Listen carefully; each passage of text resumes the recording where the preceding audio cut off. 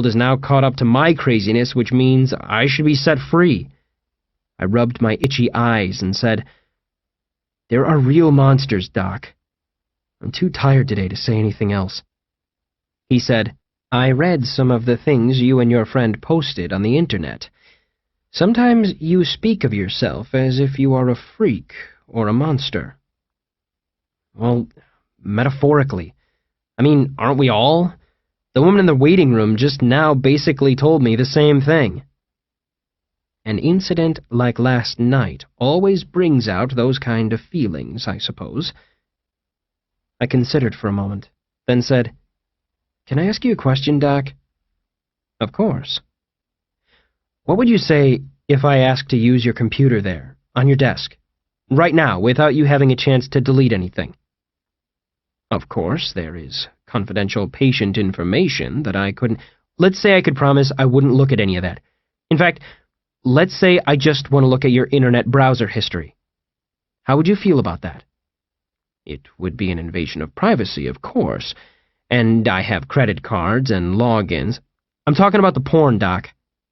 Would I find nasty schoolgirl porn on there? Maybe interracial stuff, incest fantasies?" "I feel like you're trying to get a reaction from me. If you're not feeling like going through with the session, we can continue on Monday." "No, listen. When I'm with Amy and I ask to borrow her computer, she passes it right over. No questions asked, no hesitation. She could sit there and look over my shoulder and watch me sift through every single file, and she wouldn't flinch. She has nothing to hide. It'd be the same if I had a machine that could peer into her mind. She'd be fine with it. She's comfortable with what she is. But on the other hand, if she's visiting and she asks to use my laptop, man, there is so much depraved shit on there that if she saw it all, she'd call the cops. If she could see what goes through my mind when I see another girl walk by, she'd burst into tears." He nodded. "So you feel like you have to hide a part of yourself, and she doesn't?" "I'm saying it's like that with everybody. There are two kinds of people on planet Earth, Batman and Iron Man. Batman has a secret identity, right? So Bruce Wayne has to walk around every second of every day knowing that if somebody finds out his secret, his family is dead. His friends are dead. Everyone he loves gets tortured to death by costumed supervillains. And he has to live with the weight of that secret every day, that tension gnawing in his guts. But not Tony Stark. He's open about who he is. He tells the world he's Iron Man. He doesn't give a shit. He doesn't have that shadow hanging over him. He doesn't have to spend energy building up those walls of lies around himself. You're one or the other.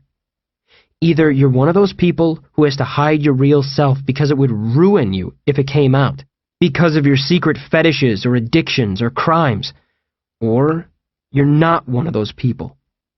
And the two groups aren't even living in the same universe." "You believe you're Batman?"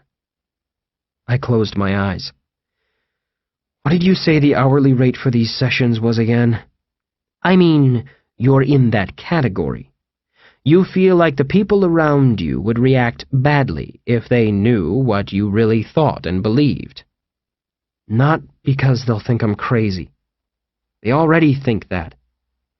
But because of how they would react once they knew the truth. You know how people are. That's what you write books about, right? Group panics and all that."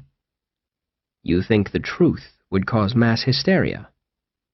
I shrugged and nodded toward the window. "Look out there. You'll see." He said, "That's actually more true than you know.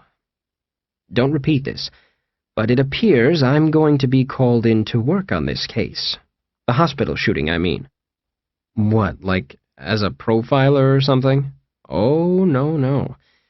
I'd be offering my assistance in dealing with the public. It's the panic that is the primary concern, you see. Making sure no one gets a hair trigger, some poor soul waiting by their back door with a hunting rifle shooting at a shadowy shape in their backyard that turns out to be their neighbor. Fear can be fatal, and, as I suppose you see on my bookshelf, I'm something of an expert." I thought, that has to be nice, to have a job where fear is something that happens to other people. I stared out the window and said, "Do you ever get scared, Dr. Tennant?" "Of course. But you know these sessions aren't about me. And besides, in your world everything has some harmless explanation, right? It's always bees. Even this thing with Frankie. Your job will be, what, to go up to a bank of microphones and assure everybody that it's all bees?" "You feel like I was being dismissive of your fears. I apologize if so." "So does anything scare you, Doctor? Anything irrational?" "Of course. Here, I'll volunteer my most embarrassing example. I feel like I owe it to you to make up for the bee story. Are you a fan of science fiction?" "I don't know. My girlfriend is." "All right. But you know Star Trek and Beam Me Up, Scotty. How they can teleport people around?" "Yeah, the transporters." "Do you know how they work?" "Just special effects, CGI or whatever they used." "No, I mean within the universe of the show. They work by breaking down your molecules, zapping you over a beam, and putting you back together on the other end." "Sure. That is what scares me. I can't watch it. I find it too disturbing." I shrugged. "I don't get it." "Well, think about it. Your body is just made of a few different types of atoms. Carbon, hydrogen, oxygen, and so on. So this transporter machine, there is no reason in the world to break down all of those atoms and then send those specific atoms thousands of miles away. One oxygen atom is the same as another. So what it does is send the blueprint for your body across the beam. Then it reassembles you at the destination out of whatever atoms it has nearby. So if there is carbon and hydrogen at the planet you're beaming down to, it'll just put you together out of what it has on hand, because you get the exact same result." "Sure. So it's more like sending a fax than mailing a letter. Only the transporter is a fax machine that shreds the original. Your original body, along with your brain, gets vaporized. Which means what comes out the other end isn't you. It's an exact copy that the machine made, of a man who is now dead, his atoms floating freely around the interior of the ship. Only within the universe of the show, nobody knows this. Meanwhile, you are dead, dead for eternity. All of your memories and emotions and personality end, right there on that platform, forever. Your wife and children and friends will never see you again. What they will see is this unnatural photocopy of you that emerged from the other end. And in fact, since transporter technology is used routinely, all of the people you see on that ship are copies of copies of copies of long-dead, vaporized crew members. And no one ever figures it out. They all continue to blithely step into this machine that kills 100% of the people who use it, but nobody realizes it because each time it spits out a perfect replacement for the victim at the other end." I stared at him. "Why did you tell me that?" He shrugged.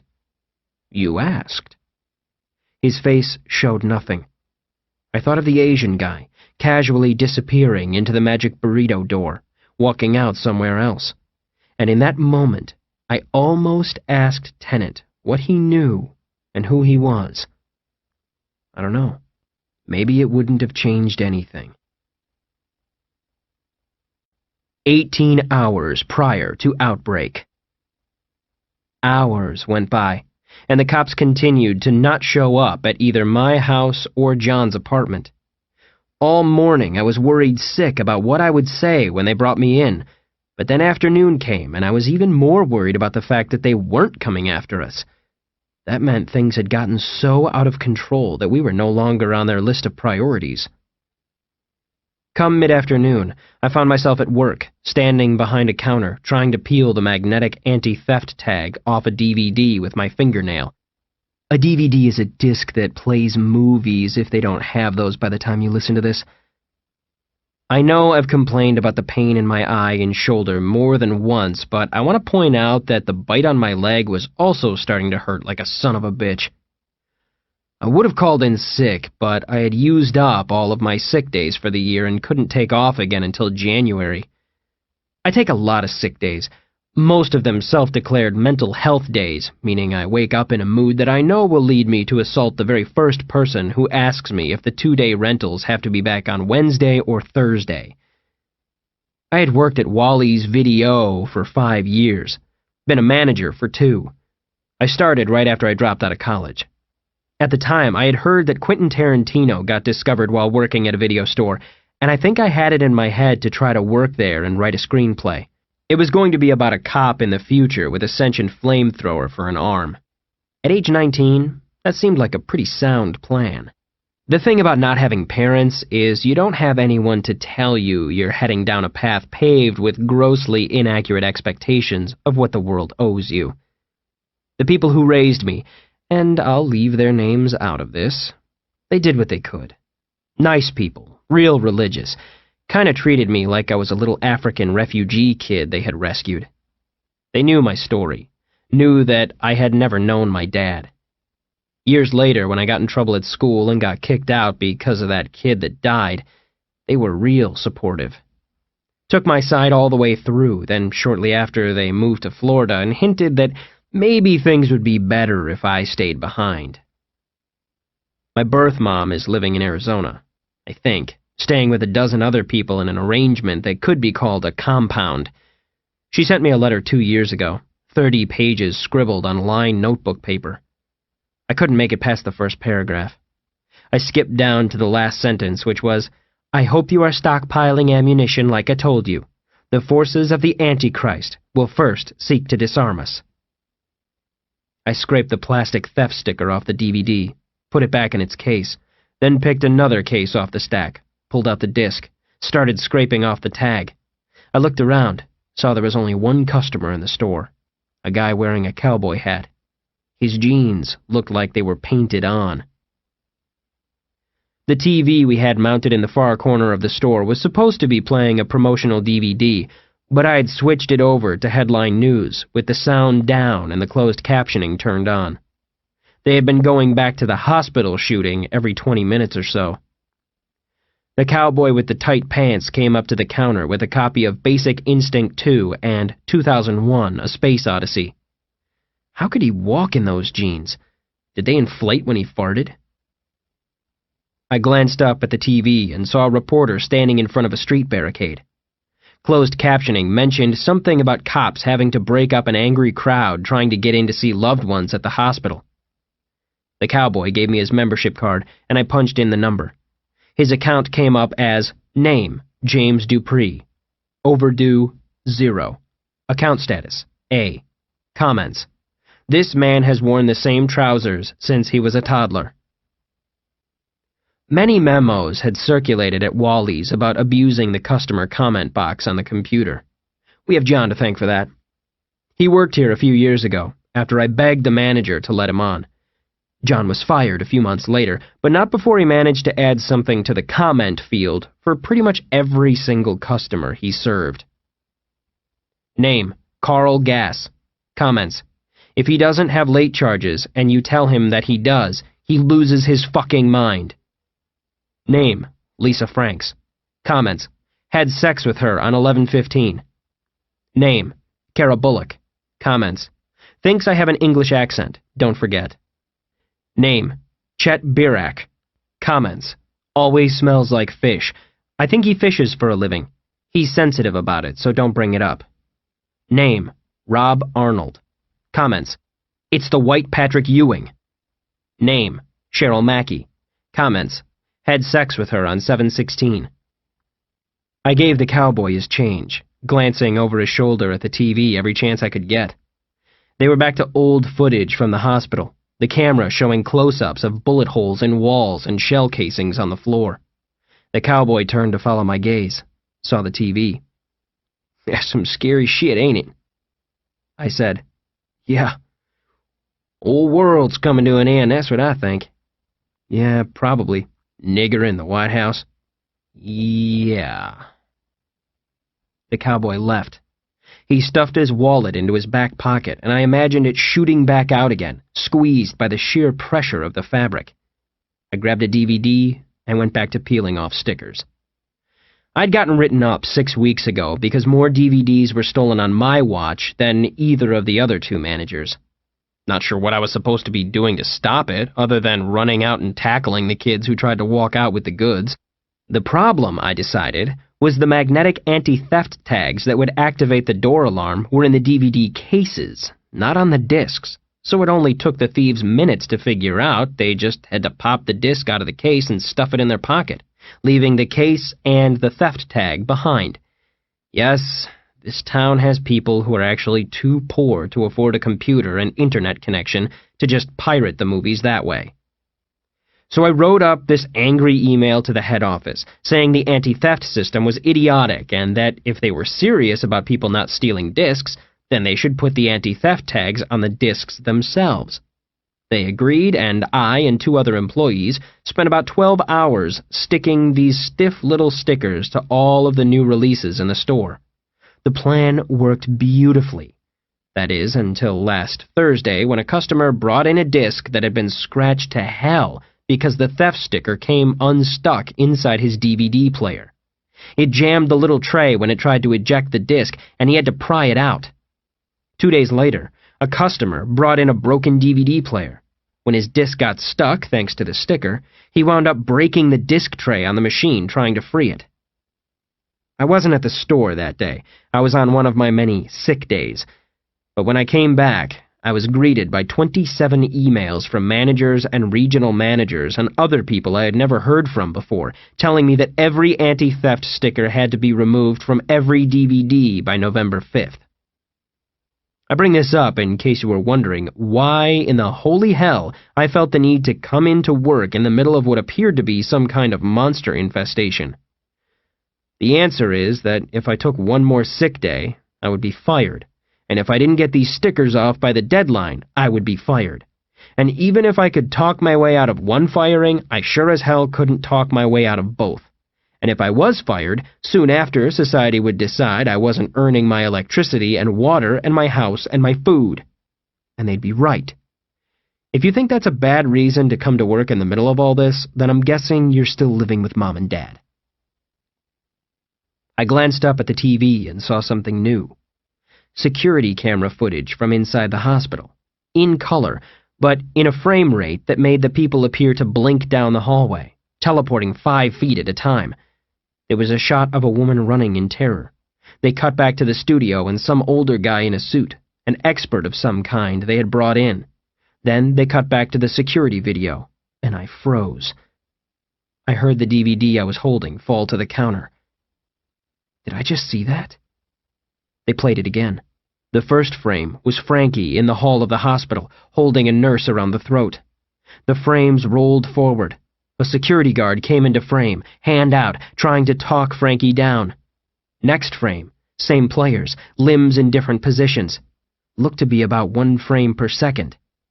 The next frame was what got me. At the top of the screen appeared a man in black, and I mean all black, head to toe. A solid black shape. Next frame, 1 second later, he was gone. I stared. They cut back to the anchor. The closed captioning lagged behind, but I didn't think I saw any mention of the mysterious figure in the hall. My cell phone screamed. I picked up. Yeah? John said, Dave? Can you get to a television? We got one on here. I saw it. The thing in the hall? Yeah. Man in black? Shadow Man. Whatever. Man, this isn't a joke anymore. It wasn't a joke before, John. A bunch of people died. You know what I mean. You better sleep with your crossbow tonight. I don't have the crossbow. The cops confiscated it, remember? Okay, then I should come over. I'll bring my lighter. We'll sleep in shifts. No, wait, bring your what? Come on, man. How do you know Frankie won't show up there? He's surely dead by now. I didn't say he wasn't. I'm busy, John. Sure. I'll try to come up with a plan.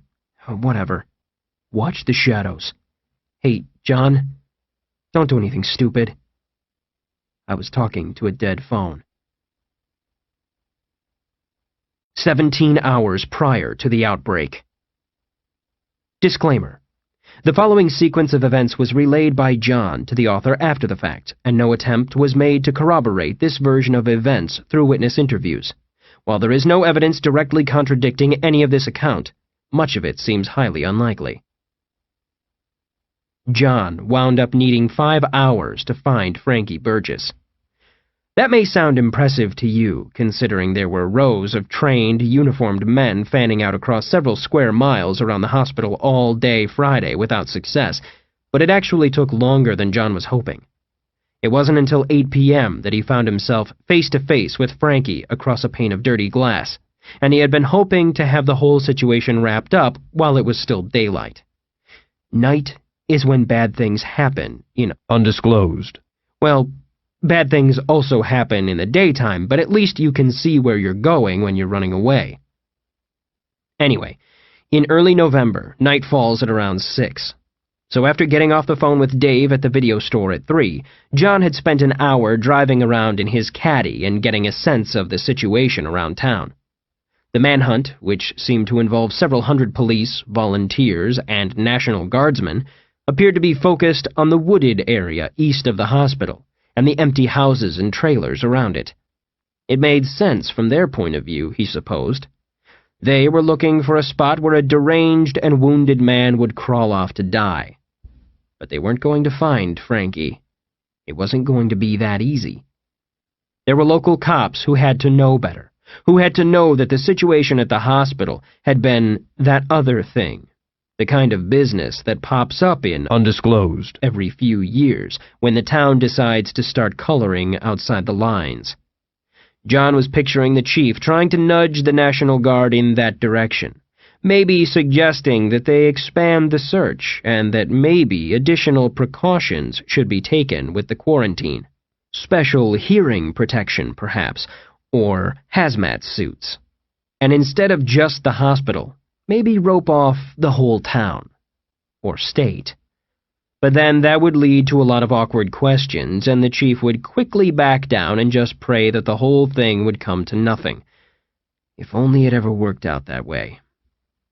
John, on the other hand, was thinking monster from the start since, the situation was caused by a monster. It was just a matter of figuring out what kind of monster it was.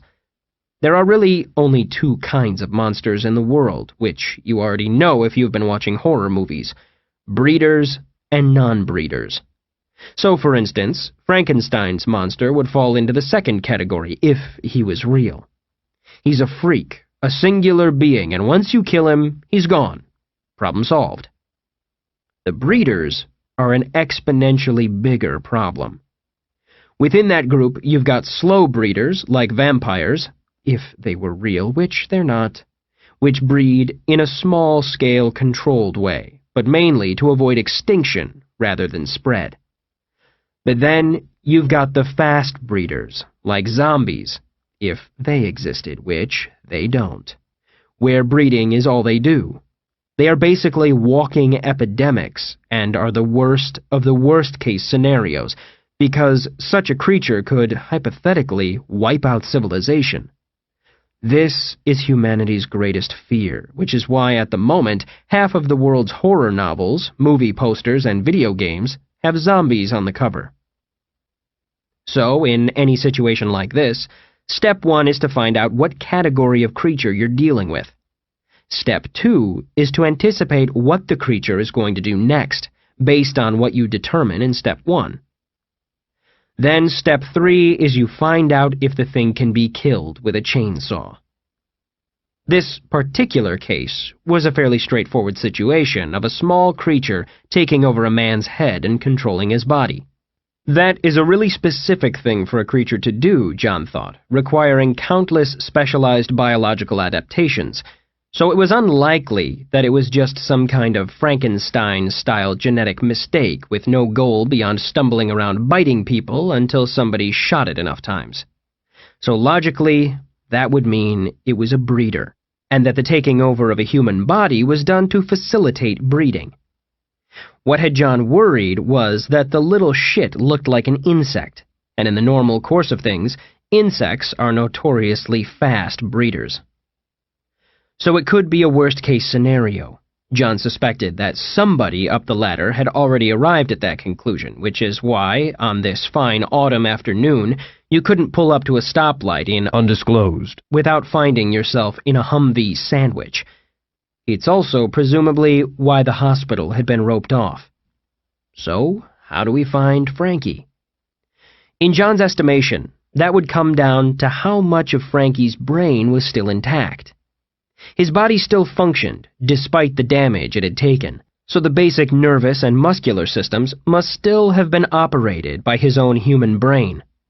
So there surely had to be some remnant of Frankie's instincts and impulses in there. And Frankie was a cop. John could think of 5 shops in town that sold donuts, none of which said they had seen Frankie when John called. Where else did cops eat? John drove past a half-dozen fast food franchises and didn't see Frankie inside when he passed. It was getting frustrating. Only 2 hours of light left now. Then, John swung by a Waffle House and found what he was looking for. Waffles. He was good and hungry by that point, and let's face it, it had been an eat-breakfast-for-dinner kind of day. Blueberry waffles, hash browns, washed down with a beer he found in his jacket. Around 5, John dropped by Munch's trailer. Mitch Munch Lombard was one of the 3 bass players in John's band, 3-Arm Sally, and had been since high school. He was also a volunteer firefighter, which meant he had a police band scanner at his place. John figured he could stay on top of the manhunt and come up with a new plan. There were a bunch of dudes there already, and everybody was playing Guitar Hero and drinking that purple mix of 7-Up and cough syrup that sent John to the hospital last year. Steve Gaiman came by with a huge bag of frozen McNuggets he had stolen from the McDonald's where he worked. They fired up the Fry Daddy and ate McNuggets for an hour. There was a Japanese chick there who was either drunk or just really goofy. Either way, she could barely stand up and laughed at everything that happened. John took a hit of something that he realized gave him the ability to speak Japanese, or at least he thought it did. He made words that sounded like Japanese to the girl, and every time he did, she laughed so hard she almost pissed herself. He hadn't forgotten his mission. Occasionally, John would hear excited voices over the police scanner and would make everybody be quiet, but eventually everybody got so fucked up they wouldn't do it. Head Feingold and his girlfriend, Jenny McCormick, stopped by with a case of wine she won in a contest, and it was a party all of a sudden. A while later, Head went outside to puke and fell asleep on the deck. John found himself making out with the Japanese girl, but she started calling him by a different name, and he suddenly realized she had been confusing him with another guy all night. Do all white people look the same to the Japanese? John got off the sofa and told her he had to use the bathroom, then quietly threw on his jacket and headed for the door. Dark outside. Damn it. John saw Head passed out on the deck, under the grill. He turned around, went back into the trailer, grabbed a comforter and a pillow. He went back out to the deck where Head lay and put the blanket over him and wedged the pillow under his head. Just as he was about to leave again, John heard the scanner crackle to life behind him. The dispatcher was reporting that staff out at the turkey farm west of town were complaining that some vagrant was stealing turkeys. The responding cops said, in that coded way cops do, that they had bigger fish to fry. John, on the other hand, jumped off the deck and threw himself into his old Cadillac. He buckled his seatbelt, which he always did because he never knew when he would need to ramp something. He made the engine growl and told the headlights to fuck the night. John had inherited the old Cadillac from a great-uncle who passed away the previous summer. There had been quite a heated debate among the family about who would get stuck with the terrible car, as no one wanted to have to deal with the process of scrapping it. John volunteered, and had been driving it ever since. Creedence Clearwater Revival blasted from an old cassette as John bumped down the highway. He hated Creedence, but Uncle Pat loved them, apparently. Or maybe that was just the last tape he had been listening to when all the buttons on the ancient sound system stopped working. Either way, the tape was now in permanent play mode, playing through side A, reaching the end, automatically reversing, and playing side B, forever. as loud as it would go. You couldn't stop it. You couldn't eject it. Where there should have been a volume knob, there was only an empty hole. Not even a little shaft that you could maybe grab with a pair of needle-nose pliers. On each end of the caddy's dash were large lumps where John had wadded up towels and held them over the speakers with electrician's tape, hoping to muffle the sound. It did not. Credence was determined to be heard. John headed south down the highway, left onto a curve that transitioned to a rural paved road with no painted lines, and across the overpass. Then around the lake, heading toward a row of enormous, low blue buildings. Turkey factory.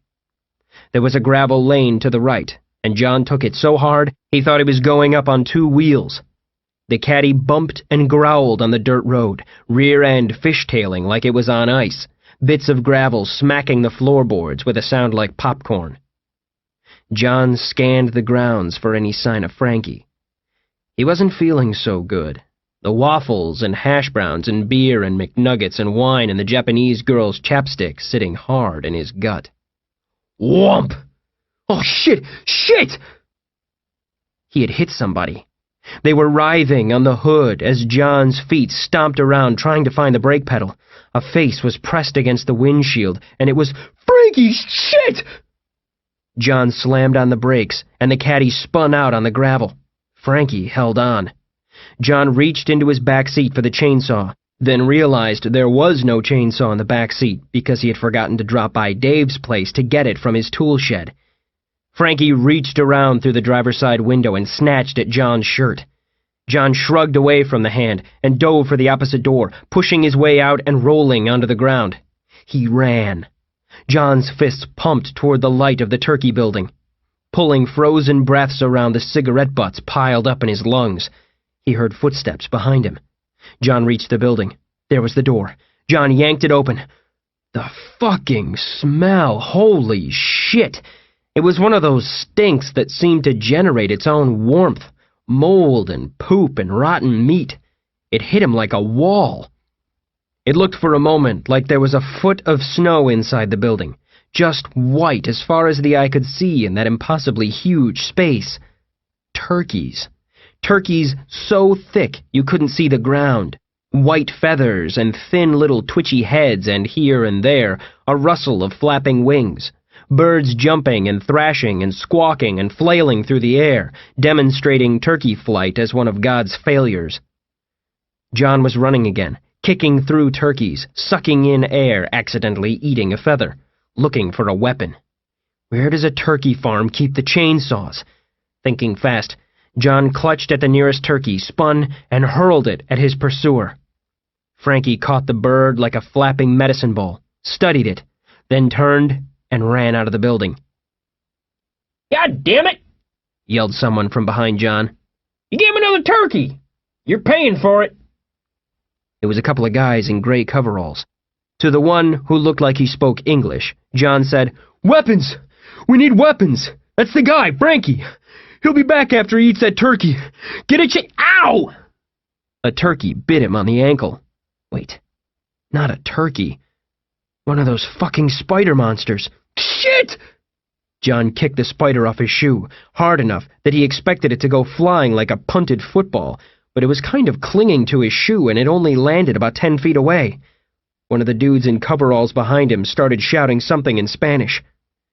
John turned to them and said, "Kill it! Help me kill that thing! I think Frankie shit it!" The dudes seemed to be running away. Hopefully they'd come back with a chainsaw. John backed up, realizing he'd kicked the spider to a spot where it'd be between him and the door. More flapping and gobbling. The turkeys were going crazy where the spider had landed. John could see the spider appeared to be attached to a turkey somehow. Then, one of the spider's legs shot out, becoming rigid and 10 times as long. It impaled 4 turkeys as if on a skewer, punching through them with little sprays of blood and feather. The spider extended another tentacle and did it again. 4 more turkeys skewered. Again. Now there were 4 rows of turkeys joined at the central point where the spider's body was. The X-shaped cluster of turkeys rose as one body, as tall as a man. 2 rows of turkeys forming legs, two forming arms. The turkey Voltron took tentative, lumbering steps toward John. He couldn't help noticing that after a few steps, the two turkeys it was using as feet had been pulverized into a pink feathery mess. John stood frozen for several seconds while he tried to decide if any of this was in fact happening. He decided that running was the best option either way. He ran across the building, spotting another door on the opposite wall, kicking turkeys as he went. He shoved through the door, and as if in answer to a prayer he had been too drunk and stoned to pray, there sat a filthy white pickup truck with a faded cartoon turkey on the door, the engine running. John threw himself into the driver's seat, grabbed the gear shift on the steering column, and realized it was the turn signal. He looked down to find a stick on the floor when a bundle of wings, feathers, and stench punched him in the face.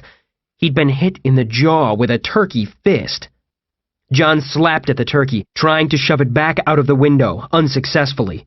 He found the crank to roll up the window, and the turkey gobbled frantically as it was squeezed by the glass.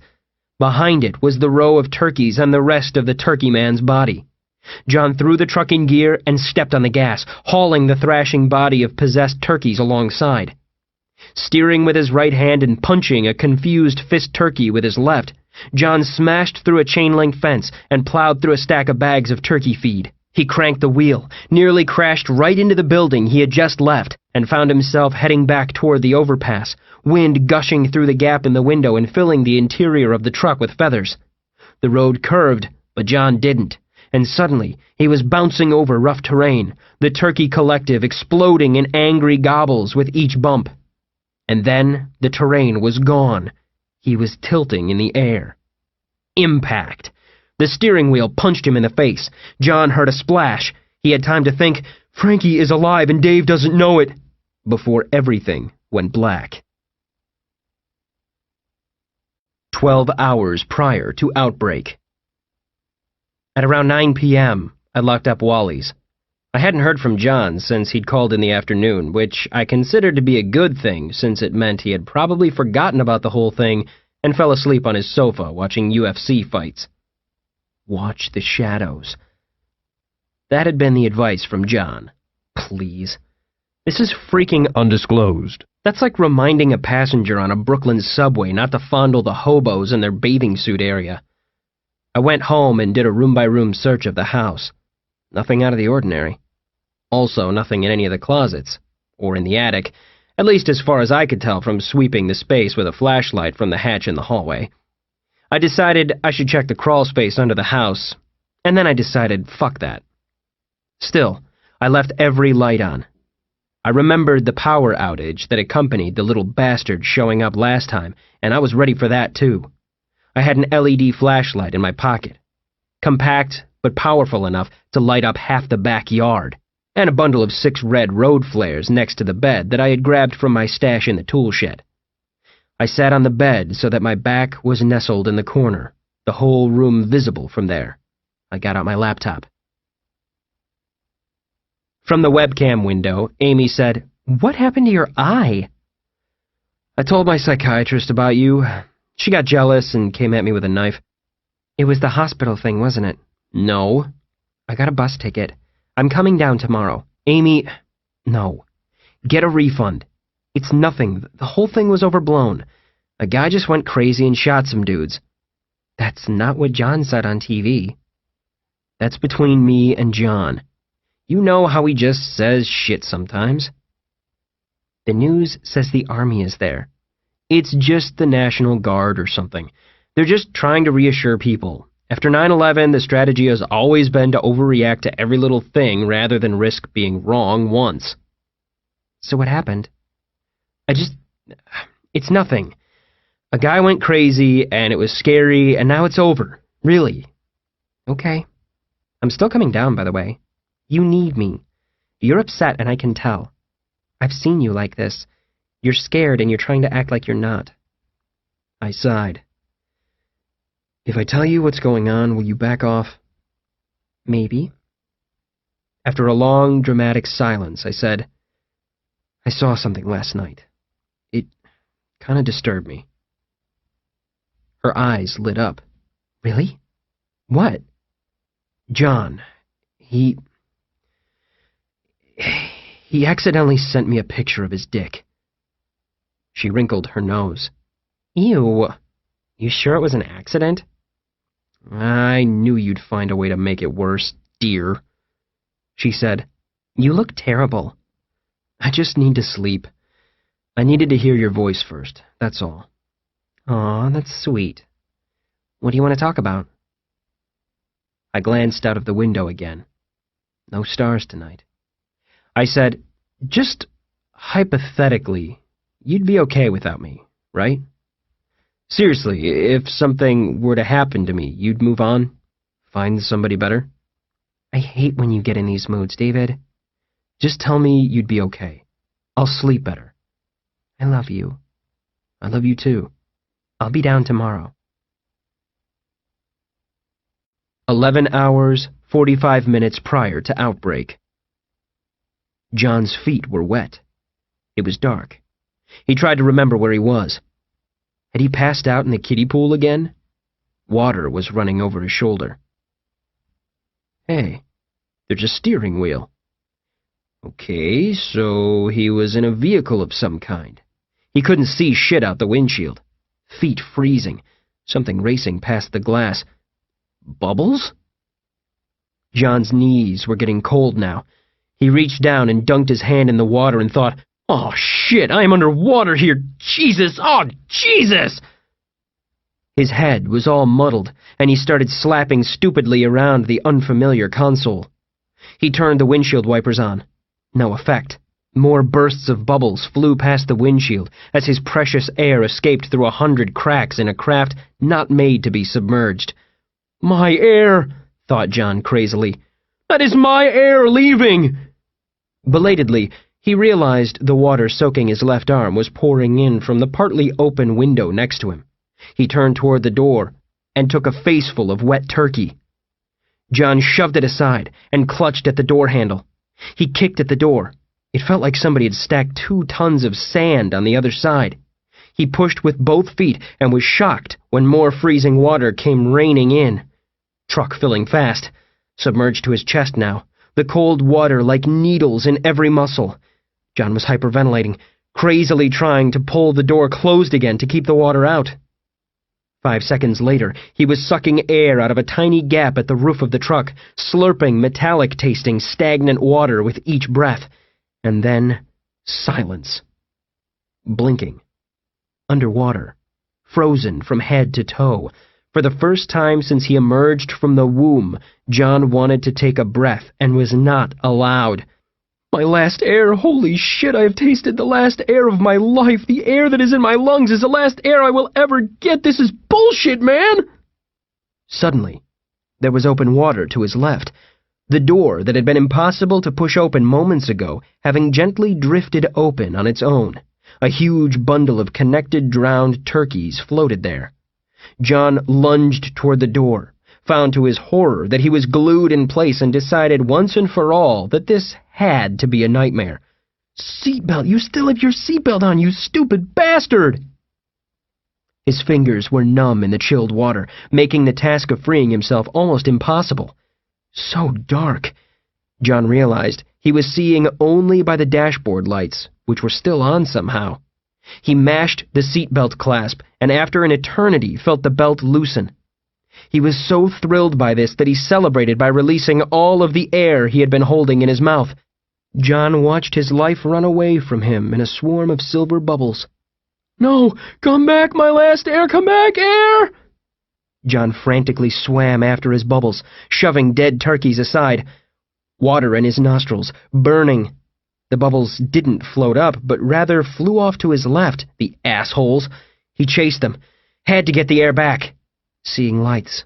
Brain shutting down? John swam after the bubbles and toward the lights. Then he broke through the surface of the water. He blinked water out of his eyes and saw streetlights above him. He looked back and saw a pair of red taillights only a couple of feet under the water, like the eyes of a lurking sea monster. The water was only about 8 feet deep, and he had only been about 5 seconds away from drowning in it. Jesus! John sloshed through the water, climbing the embankment, and clawing at weeds to pull himself up, as red and blue lights twirled their way toward him from the highway. Now they show up. An hour later, John found himself in handcuffs in the back of a squad car. He'd been totally unsuccessful in his attempts to impress upon the police that they needed to rope off everything in a 10-mile radius and set it on fire. He was equally unsuccessful in getting any of the cops to loan him a cell phone. His wouldn't turn on, and in fact, there was still quite a bit of water dripping out of it. He needed to get in touch with Dave. Another car pulled up. Not a cop car. A flashy silver sports car. A dude in plainclothes got out, flashed a badge, and talked to the cops. Ah, finally, they got the fancy police on the case. Now they'd get something done. The fancy policeman eventually came over to John's squad car and pulled open the door. "You're John, right?" John said, "Listen to me. You guys need to get to David Wong's house." John told him the address. "Frankie is still alive. He's mobile, and he's got shit crawling out of him. He's full of turkey now, and I think he's going to Dave's place next." "Now why don't you just calm down for a moment? I take it you've been drinking tonight?" "No more than usual. We're wasting time." "Who brought you out here?" "I drove myself. I thought I'd find Frankie here, and I did." "What did you drive?" "My Cadillac." "Well, it's not here. You sure you didn't come with your friend David? You two are the monster guys, right? With the website and all that?" "Listen to me. I think David is at his house, and if Frankie is heading there, you want to get there first." "Uh-huh. Because you think Frankie will hurt Dave. Because he has shit crawling out of him." "I thought you said you had heard of us. Dude, if you don't get over there, and fast, Frankie is the one that's in danger." 6 hours prior to outbreak. I woke up in my bathroom, startled. I had nodded off while pooping. Long goddamn day. 3 in the morning now. I tried to call John, got his voicemail, which was typical. John had set up his life perfectly so that he could get in touch with me any time he needed something, but all of my calls to him were carefully screened. Everything always on his terms. I stumbled through the house, knowing that going to bed while it was still dark was out of the question, but at a loss as to what to do otherwise. The laptop was still on the bed, so I went to CNN's website and found the video clip of the report with the security camera footage. The walking shadow floating down the hall. 3 other people visible in the frame, none looking at the shadow or reacting in any way, just as Frankie didn't react when the alien bug thing was right in front of him. Invisible. I moved the slider on the website's video player back and forth. Rewind, play. Rewind, play. A black ghost floating down a hospital hallway, and nobody notices. Forget it. This is ridiculous. I closed the laptop. I threw on a jacket and stuffed the flashlight and one flare in an inside pocket. By the time I got to the front door, Molly was at my knee, wagging her tail, sensing adventure. Together, we strode into the night. We walked 6 blocks to the late-night burrito stand. I leaned against a wall and ate from a wad of aluminum foil, occasionally grabbing chunks of chorizo and tossing them to Molly, who hurriedly swallowed each so she could immediately beg for another. There was a bottle of red Mountain Dew at my feet. I glanced at my watch. Still more than 3 hours to kill until sunrise. I wrapped up the remaining half burrito and tossed it into the trash can. Molly watched this act of wastefulness with an expression like she had just seen her entire family die in a fire. I mopped orange grease off my hands with a half-dozen napkins. At this hour, there were 5 other people eating at the tables in front of the burrito window. This establishment's entire business model was catching the drunks who were pushed out of the bars when they closed at 2. There was a pair of couples that looked college age, all 4 of them drunk off their asses, celebrating the fact that they would be young and pretty forever and ever. Then there was a short, fat guy off by himself in a biker jacket. I found his Harley behind him in the parking lot. I wondered what his story was. Maybe he's riding across the country and will be in Ohio by this time tomorrow. I wondered which of the 5 were Batmen, and what their secrets were. You couldn't tell by looking. That was the point. Molly and I were shuffling back toward my house when I noticed there was a silver Porsche parked on my street. To say that was unusual is a ridiculous understatement. This was White Trash Lane, one house without a front door, another sealed shut with yellow police tape. My little bungalow had my 1998 Ford Bronco parked in front. Sitting in the driveways of the next 3 houses was a 1985 Pontiac Fiero, a 95 Geo Tracker, and a 2004 PT Cruiser Woody. At least my property taxes were low. The Porsche was crouched low along the gravel shoulder in front of the doorless house I thought was abandoned, 3 doors down from mine. The gleaming machine looked like it had been warped here right off a showroom floor. Even the tires looked scrubbed down to a pure layer of factory rubber. I made it to the house and scanned around the yard. Nothing unusual. I was going to have to clean those gutters soon. The gigantic tree back there was dying and dropped every leaf by the first week of October. The leaves were ankle deep, but I knew they'd eventually blow into my neighbor's yard. The old guy who lived there seemed to like doing yard work, so I think that worked out for everybody. I let the dog poop in the yard and let myself in the back door. I passed into the living room, and there was some freaking guy sitting there. He sat in my tattered recliner, making himself right at home. Probably 40 or so years old, dark hair with a little gray at the temples, about 3 days' growth of beard stubble that followed an angular jawline. He had a chin butt. He wore a leather jacket that had been manufactured specifically to look worn and faded right off the rack, over a black button-up shirt that sat open at the collar with the top 3 buttons undone. He wore jeans and cowboy boots, legs crossed casually. He looked like he had been clipped out of a catalog, and I immediately knew this was the owner of the Porsche. I said, "I think you wandered into the wrong house, buddy." He did exactly what I knew he was going to do, which is reach into an inside pocket and pull out a little leather ID wallet. He flipped it open. "Good morning, Mr. Wong. I'm Detective Lance Falconer. You and I are going to have a talk." 5 hours prior to outbreak. Molly went right to the stranger in my living room. He scratched her behind the ears. Then she curled up at his feet. "Pretty dog. How long have you had her?" I hesitated, thinking at first this question was some kind of a trap. He was a cop, after all. Then I decided that was silly and that he was just trying to be polite. Then I realized his being polite was itself a method of getting me relaxed and accustomed to answering his questions, and that in fact it was part of a trap. "She's my girlfriend's dog. She likes to bite people in the crotch, out of nowhere. You know, it's almost 4 in the morning. Lance Falconer glanced over at a framed picture on top of my television. It was a picture of me, looking chubby and pale, and my hair looking like it was being blown around in a hurricane, standing behind Amy with my arms wrapped around her, looking over her, her mop of red hair under my chin. She wore sunglasses and a huge smile. I wore the expression of a man worried that a stranger was about to steal my camera. "That your girl?" "Yeah, we're engaged." "She live here?" "She's away at school, learning to be a programmer. What's this about?" "Can I ask what happened to her hand?" The guy was good.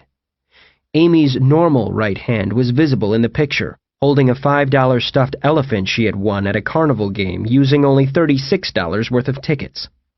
Her left arm hung down almost out of frame, but if you were observant, down at the very edge of the photo, you could see a little sliver of blue sky where the arm ended at the wrist. She lost it in a car accident years ago. "Did you go to see her?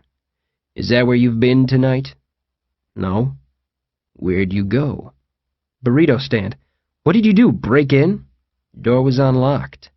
I had reason to think you had been the victim of a violent crime, so I let myself in." "I'm pretty sure you can't do that, detective." "I'll give you a phone number where you can call to complain. I have my own entry on the voicemail tree. Your friend had some concern that maybe Frankie Burgess had come after you. You know, the guy who attacked 20 people at the hospital yesterday. Then I asked the local cops if anybody had talked to you yet, and was surprised to find that nobody had. In fact, around the police station, any mention of your name just yields awkward silence. Well, as you can see, I'm fine. That door you came in works as an exit, too. A moment of your time, please. You understand we're in the middle of the biggest manhunt this state has ever seen. I don't see a whole lot of chance Frankie is still drawing breath, but you can imagine why we'd like to find him and put everybody's fears to rest. Why aren't you out helping, then? I had to make sure he wasn't here, didn't I? Well, you're free to have a look around. Thank you. I did. He was here, wasn't he? Yesterday. Yeah? Right before he started shooting and biting people at the hospital. Just minutes before, in fact. Yeah. And was he acting strange at all? I could feel my face getting hot, the heat radiating up from my jawbone, starting to feel cornered. Maybe you should have said Frankie was never here. No, he wasn't ranting or anything. He didn't say much. He was responding to a call from a neighbor saying you were making lots of noise and screaming. Yeah, I mean, it wasn't all that. There was a thing in my house. It woke me up. Bit me. A thing? I think it was a squirrel or a raccoon or something. When Officer Burgess left here, he seemed normal. Yeah, like I said. Just told me to be careful. He was more worried about me than anything. And you and your friend John didn't drive Frankie to the hospital because 8 witnesses saw you. And they got you on a security camera. And your friend talked to a member of the staff saying Frankie had some kind of seizure. And he talked to a news crew on camera and said that Frankie was infected with a tiny alien parasite. Oh, right. John is weird. You know, drug problem. But you say Frankie seemed normal when he left. I mean, he was normal when he walked out. It was out by his car he started having problems. We loaded him in his car and drove him to the hospital. Nothing led up to the seizure, no strange behavior, no tics or spasms or words not making sense. No, he seemed fine. You know, he didn't seem like he was on drugs or anything. What was in his throat? I was taken aback. I had been looking around the room, avoiding the detective's eyes, but when he said that, my attention snapped right to him. He noticed. What do you mean? Your friend John. He told the staff to check Frank's throat. Oh, yeah.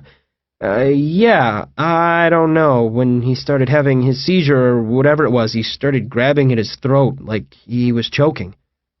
Had he been eating something? No. Smoking a big cigar, maybe? Got surprised and swallowed it? Maybe he had a wad of chewing tobacco. I don't know. We were just trying to help. What are you hiding? Nothing! I almost screamed it. I gathered myself and said, I'm just freaked out about this thing, like everybody. And now you're here accusing me, and I had nothing to do with it. Have you heard of the Leonard farmhand case? No. Wait. Was that the guy that was kidnapping women and performing surgery on them in his basement? Up in Chicago? That's right. Well, I caught farmhand. He had an IQ of 175, but I caught him. And you know why? Because I got in the same room with him. That's all it took. See, I have an internal bullshit sensor that has yet to be beaten.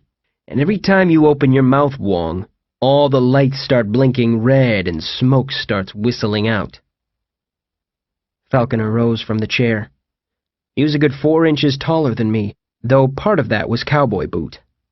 He continued, Here's my theory, as it stands right now. I think you knew Frankie somehow before all this, you and your friend, and I think you had something to do with his going apeshit. Well, that's your opinion, I said lamely. Seriously, Frankie and I didn't know each other. I hadn't seen him in